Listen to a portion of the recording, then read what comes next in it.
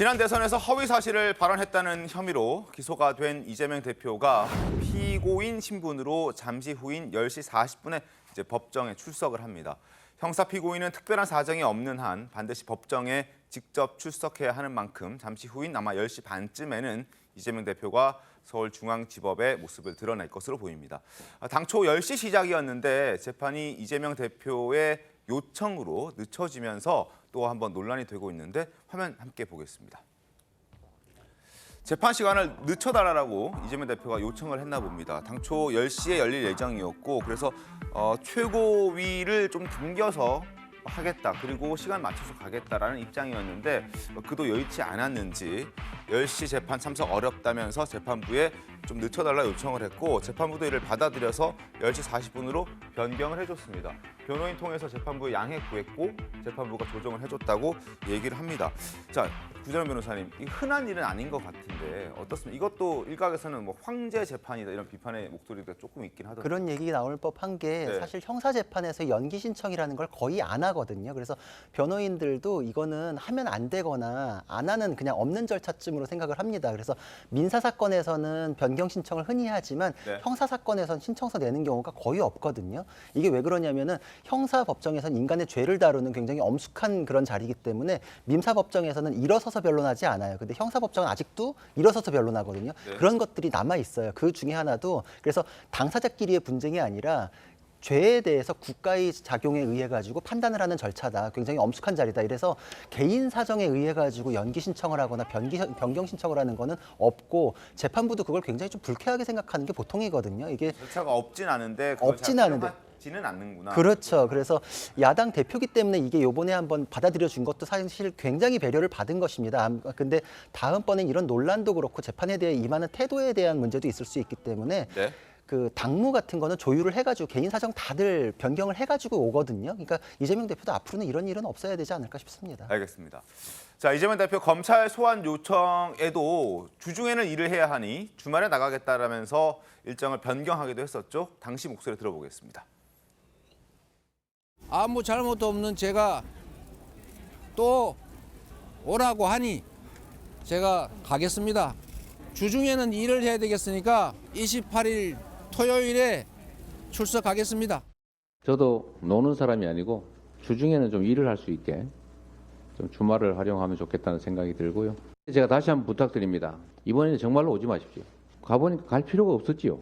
그러니까 이번에는 정말 다시 한번 간곡히 부탁드리는데 오지 마십시오. 아무리 마음 아프시더라도 절대로 오지 마십시오. 우리 지지자 여러분들도 마찬가지입니다. 자, 오늘 10시 40분 재판이 시작됩니다. 이 선거법 위반 재판에서 이재명 대표가 행여나 100만 원 이상의 벌금형을 받게 되면 대표직뿐만 아니라 국회의원직도 내려놔야 되는 그런 상황에 처해지는데 그만큼 이번 재판이 또 중요하게 받아들여질 수 있을 것 같습니다. 한겨레 신문 보겠습니다. 이제는 법원의 시간이다. 오늘 첫 재판에 출석을 합니다.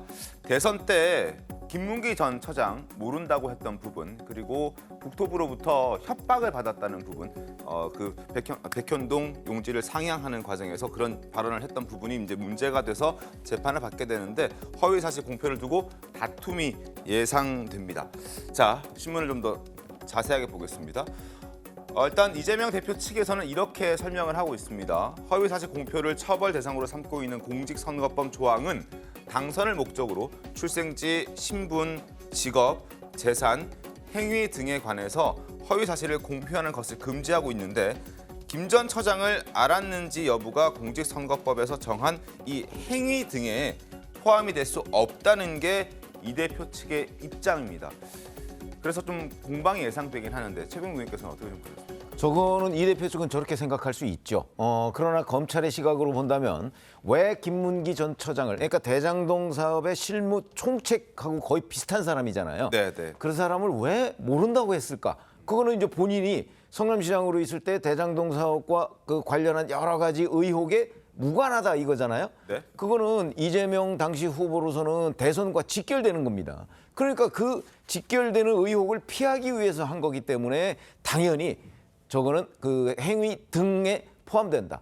뭐 이렇게 생각을 할 수 있을 거예요. 그러니까 물론 논란의 대상이 되지만 기본적으로는 판사가 자 대장동에 내가 엮이는 것을 막아야 되겠다는 그것이 과연 공직선거법상 얘기하는 뭐 출생지, 신분, 직업, 재산, 행위 등 여기에 포함되느냐는 건 판사가 판단하겠죠. 네. 저는 포함된다고 보거든요. 네. 왜냐하면 그러니까 대장동 의혹이 이재명 민주당 후보한테 갖는 의미, 이거는 거의 당락에 영향을 미칩니다. 그렇기 때문에 이게 대단히 중요한 재판이다 이렇게 생각합니다. 알겠습니다. 자, 김문기 씨를 모른다는 이재명 대표의 발언과 관련해서 이를 반박하는 정황들이 드러나 있습니다. 영상이 꽤 있죠. 김문기 씨의 과거 모습 그리고 유동규 씨의 발언까지 함께 이어서 확인해드리겠습니다. 나 얼굴 너무 많이 타버렸어. 오늘 시장님하고 본부장님하고 골프까지 쳤다? 오늘 너무 재밌었고 좋은 시간이었어.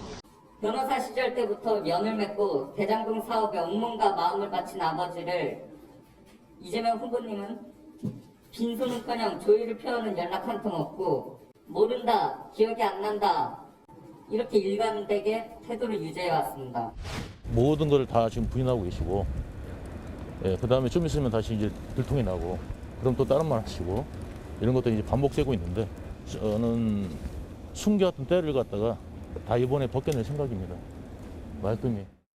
자, 지금 고 김문기 처장의 목소리 그리고 유족의 목소리까지 들려드렸는데요. 이런 영상들이 재판에서 영향을 좀 발휘합니까? 어떻습니까? 이건 모두 다 증거로 쓰일 수 있는 내용들입니다. 그러니까 지금 기억을 어떻게 처벌하느냐, 기억에 대해서 어떻게 허위인지를 판단하느냐 이러는데 이거는 사실 법적으로 맞지 않는 그냥 정치적인 주장이고 허위인지 아닌지가 당연히 심판 대상이 되고요. 네. 허위인지가 같이 논의될 수 있는 같은 개념의 위증죄에 대해서도 아는 것을 모른다고 하거나 모르는 것을 안다고 해도 허위 사실에 해당합니다라는 걸 판사님이 항상 경고를 해줘요. 그래서 네. 그렇게 해서 처벌되는 사례들도 있기 때문에 이거를 그 기소 자체가 부당하다라고 하는 건 사실 법적으로 잘 모르시는 분들이 하는 얘기고 이거는 저런 증거들에 의해서 알 수밖에 없는 관계다. 굉장히 뭐 변호사 시절부터 알았다, 직보도했다 이런 객관적인 사정들이 있지 않습니까? 그러면은 인간관계라는 건 스펙트럼이 있기 때문에 아버지가 자기 친아들 모른다 그러면 누가 보기에도 명백한 허위잖아요. 네. 거기서부터 모를 법한 관계까지 쭉 이렇게 스펙트럼이 있을 때 이 정도 관계는 알 수밖에 없지 않느냐라는 객관적 사정에 의해서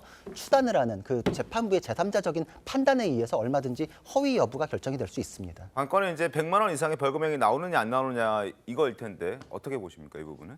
제가 보기에는 지금 두 건이 있잖아요. 그래서 두 건이 다 유죄가 됐을 경우에는 100만 원을 훌쩍 넘을 가능성이 있습니다. 훌쩍 넘을 예, 왜냐하면 예전 사례를 봤을 때 이재명 대표의 사례에서도 그 공직선거법 위반으로 한번 그때 당선 무효형이 나왔지 않습니까? 네. 그때 기소된 내용 중에 한 건만 허위로 인정이 됐음에도 불구하고 300만 원이 나왔었기 그렇죠. 때문에 지금 이거는 두 개 다 문제될 때 한 개만 유죄더라도 300만 원 정도 나왔던 선례가 있고 두 개 다 유죄일 경우에는 그 이상도 나올 수 있는 거기 때문에 굉장히 좀 위태로운 사안은 맞습니다. 알겠습니다.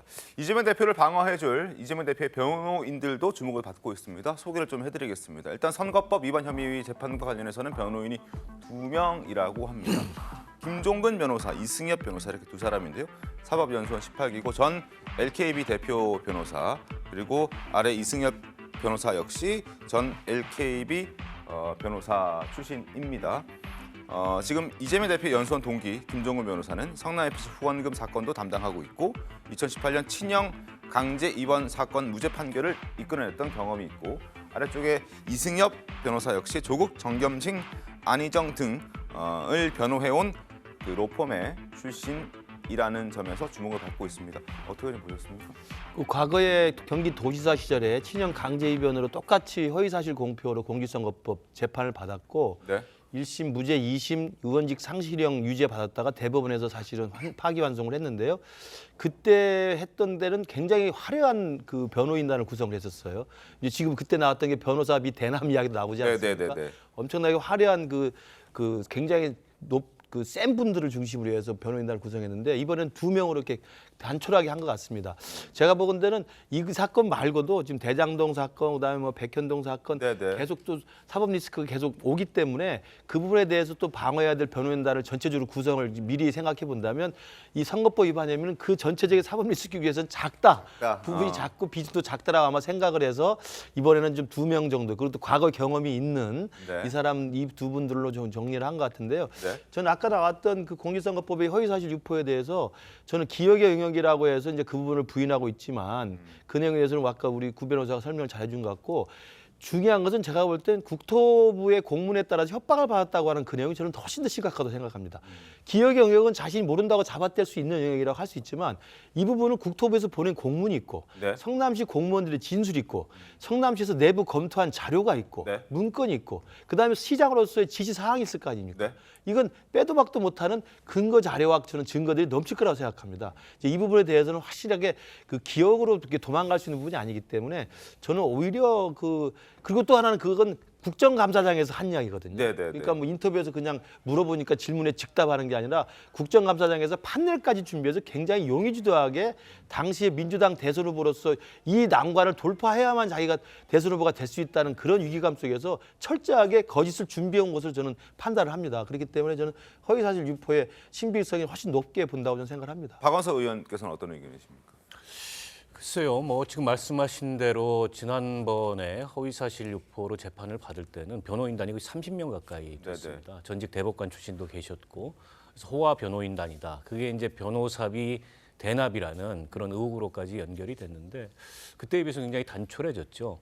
단촐해질 수밖에 없는 게 말씀하셨듯이 사건이 지금 여러 개이기 때문에 한 사건에만 그렇게 변호인단을 집중해서 구성하기가 어렵고 또 다른 사건마다 성격들이 다 달라서 변호인단이 아마 좀 나눠지게 되지 않을까 이제 그런 맥락이라고 보고요. 저는 선거법상 허위사실 유포는 결국엔 재판 결과를 봐야 될 것 같습니다. 네네. 지금 예단하기가 어렵고요. 다만 이제 TV 그 인터뷰 와중에 김문기 처장을 모른다고 한 것. 그것이 당선을 목적으로 상당한 고의성을 가지고 허위사실 유포한 건가?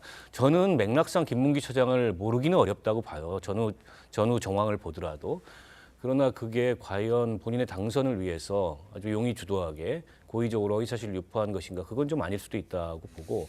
백현동 기억이 안 났을 수도 있다 이런. 예, 뜻이죠. 백현동 문제는 결국 백현동 사건의 본 사건의 줄기하고 연결이 돼 있는 것 같아요. 지금 그것도 검찰의 수사가 진행이 되고 있는데 요는 이게 이제 배임이냐 이거지 않습니까? 네. 그러니까 대장동에 비해서 백현동 사건이 훨씬 더 구조가 단순한 건 맞아요. 대장동은 관련자도 굉장히 넓고 사건도 오래됐고 복잡한데 반해서 백현동은 어쨌든 그 사업자들이 그걸 개발하려고 할 때 어쨌든 종상향, 4단계 종상향을 해준 거잖아요. 굉장히 이례적이었죠. 그리고 임대주택 비율을 100%에서 10%로 낮춰주고 네. 그게 과연 이제 단체장으로서 인허가권을 남용한 그런 배임에 해당하느냐 그 여부와 이 허위사실 유포 문제가 연동되어 있는 게 아닌가 싶습니다. 알겠습니다. 상황을 좀 지켜보겠습니다. 자, 이재명 대표의 재판 출석에 지지자들이 서울중앙지방법원 앞에 수호 집회를 예고하면서 경찰도 10개 중대나 배치를 했다고 합니다. 자, 수호 집회 동원령, 제명인의 마을 등의 커뮤니티, 위드 이재명 집회 참여 독려의 메시지들이 줄을 잇고 있습니다. 등에 화살 맞아가며 맞서는 이재명에게 힘을 모아달라 이런 목소리도 있고 댓글들을 보면 법원 입구를 질서 유지 구역으로 지정하겠다. 경찰 기동대 10개 중대 배치할 계획이다. 그리고 강성 지지자들은 오후 5시 민주당사 앞에서 수박 깨기 행사도 예고하고 있습니다. 수박 겉은 파랗고 속은 빨간 지금 반대 측이라고 그 사람들은 얘기를 하고 있는 그 수박을 깨겠다 이런 행사를 과거에도 한번 했었는데 이번에 또 하겠다라고 얘기를 하고 있습니다. 10시 40분 재판 출석이니까요. 권중 대변인님 일단 뭐 혼자 가겠다 이렇게 얘기한 적도 기억나는데 실제로 의원들은 이번에 안 따라간답니까? 어떻게 된답니까? 뭐 자세한 내용까지는 듣지 못했는데 많은 의원들이 가진 않을 걸로 생각됩니다. 네. 그리고 가능하면 적게 가시는 게 좋지 않을까 하는 생각도 들고요. 근데 어쨌건 사실은 지금 이제 지지자분들의 마음은 저는 이해가 됩니다. 사실 최근에 이제 구속영장 청구 내용을 보더라도 구속영장 청구의 내용이 최근에 있었던 대법원 판결의 사실과 위배되는 그런 내용도 포함되어 있었고 다분히 정치적이라고 볼 수 있는 부분이 저는 있다고 생각해요. 네. 그리고 이번에 이제 공직선거법에 따른 허위사실 유포 이 재판도 사실은 앞서 이야기해 주셨지만 어떤 기억에 대한 판단을 하겠다는 요소가 있습니다. 그래서 부당한 지점이 저는 있다고 생각하고 네. 근데 그럼에도 불구하고 지지자분들께서 수박 깨기 행사를 하겠다고 하는 건 저는 좀 다르게 봐야 된다고 생각합니다. 그러니까 당내에 저는 여러 의견이 있을 수 있다고 생각해요. 근데 그것을 아주 적대적으로 대하는 것 자체가 되려 대표께서 이야기하시는 당이 분열되지 않아야 한다는 것에 정확하게 배치되는 일이 아닌가 싶습니다. 그래서 좀 좋은 행동은 아닌 것 같다고 말씀드리고 싶습니다. 알겠습니다.